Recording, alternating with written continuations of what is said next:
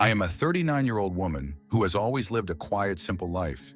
I work at a small insurance company in a busy part of town, and my daily routine is calm and steady, following a normal 8 to 5 schedule. I have a loving husband and a kind 15-year-old daughter named Lily. I never thought that my peaceful life could be turned upside down by someone from my workplace. A few years ago, our company hired a new employee named Jonathan. At first, he seemed like a friendly, polite man who was eager to join our team. I remember his gentle greetings every morning and his interest in chatting about small things, like his weekend walks in the park or his love for nature. I enjoyed our short talks, and I felt that a little extra kindness at work made my days brighter. I did not know that behind his calm smile, Jonathan would soon become a big problem for me and my family. At the beginning, Jonathan's actions were normal. He would say hello with a smile and make small talk like anyone else. But as the days went by, I began to notice that he paid extra attention to me. He would stand near my desk longer than most people, and sometimes he would ask if I wanted to join him for a cup of coffee after work. He also began to send me text messages on weekends, asking about my day or if I had any fun plans. At first, I thought he was just trying to be a good friend, but soon his messages became more frequent and felt a bit too personal. One warm Tuesday evening, I stayed late at the office to finish some extra work. As I walked to my car under the soft light of the street lamps, I felt that someone was following me. I looked behind me and saw a man who looked exactly like Jonathan, keeping pace with me. My heart started to beat fast and I began to walk even quicker. I tried to tell myself that maybe it was just a coincidence, but the feeling that I was being followed stayed with me all the way home. Over the next few months, Jonathan started to appear in more parts of my life. He sent texts at odd times, sometimes saying things that did not sound like friendly messages at all, but more like desperate cries for attention. I also found little notes on my doorstep, each written in a handwriting I had come to recognize. The notes said things like, "I am always here and we belong together." Each note made me feel more scared and alone. Things became worse one summer afternoon. My husband and I had planned a small picnic in our backyard, hoping to spend a quiet day with our family.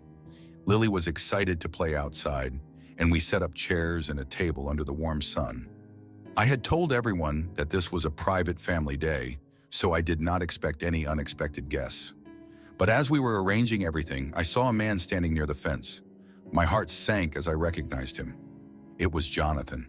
He stood there in a wet hoodie and jeans, looking at us with eyes that felt cold and strange. I tried to ignore him, hoping that he would leave by himself, but he did not move. Later, I learned from a coworker that Jonathan had been seen driving around our neighborhood many times, always stopping close to my house and even near the park where Lily used to go after school. The thought that someone was watching us everywhere filled me with deep fear. That night, as I was tucking Lily into bed, I noticed she seemed very scared. When I asked her what was wrong, she whispered that she felt someone was always outside her window, watching her sleep. I tried my best to comfort her, saying it was just her imagination, but inside I knew that we were not safe. I found it hard to sleep that night, troubled by scary dreams and thoughts of shadows moving outside our window. The next morning as I drove to work, I saw Jonathan's car parked across the street.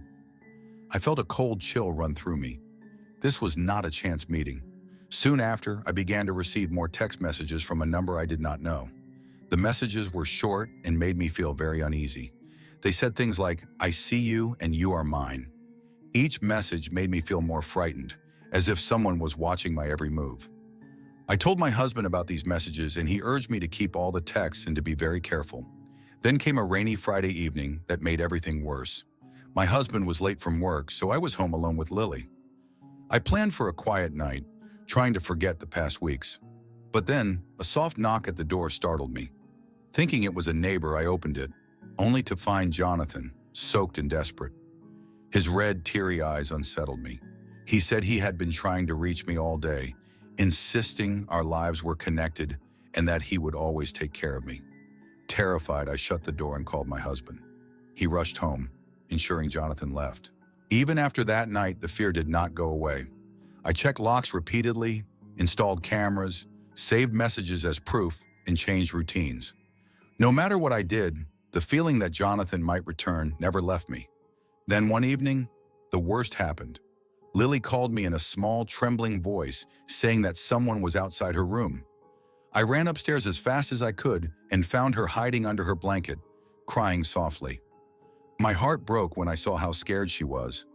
I immediately checked the footage from our security cameras and saw something that made my blood run cold.